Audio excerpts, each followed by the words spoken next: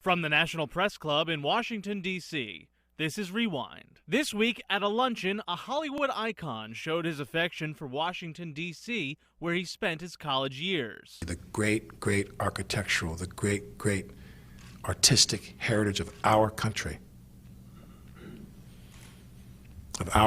is embodied in this town, in this great, great, great city where I went to college for 3 years. Baldwin advocated for funding in the arts. Where federal funding for the arts goes, it is a proven, incontrovertible trigger for a lot of other economic activity in the area where those funds are sent. When asked the final question about an incident aboard a domestic flight, the usually chatty comedian was at a loss for words.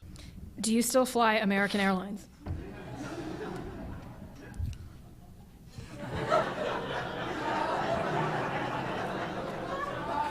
Next question. In his newest book, Bob Deans, an environmental journalist, writes that the new forces within the Republican Party are weakening the environmental protections once valued by the party. Never before, though, has a single party embarked to this degree on an effort to eviscerate our environmental safety net. This is a sharp departure from the Republican Party's own history of environmental stewardship stretching back more than a century. Recounting the tragic death of her nephew in a corn silo, a child labor activist pleaded with Congress not to water down the pending legislation which governs child labor in agriculture. Accidents are incidents, and accidents are preventable.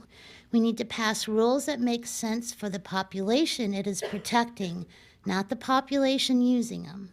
Mothers Against Drunk Driving released new data showing that a quarter of teen drinkers get alcohol from a parent or family member.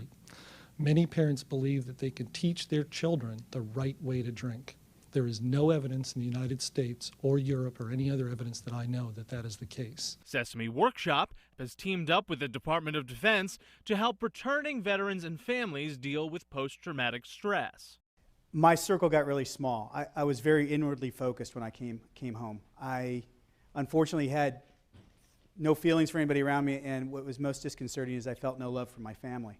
His 3-year-old son can now understand the invisible wound. Having the resources that Sesame Street has provided not only let him know, even at a very young age, that this is normal. It's a new normal. It's not the way Dad was before. But it's okay. It's okay to relate with Dad. To emphasize the program's warmth, a friendly face popped up. Thank you! From the National Press Club, this is Rewind. I'm Jared Rizzi.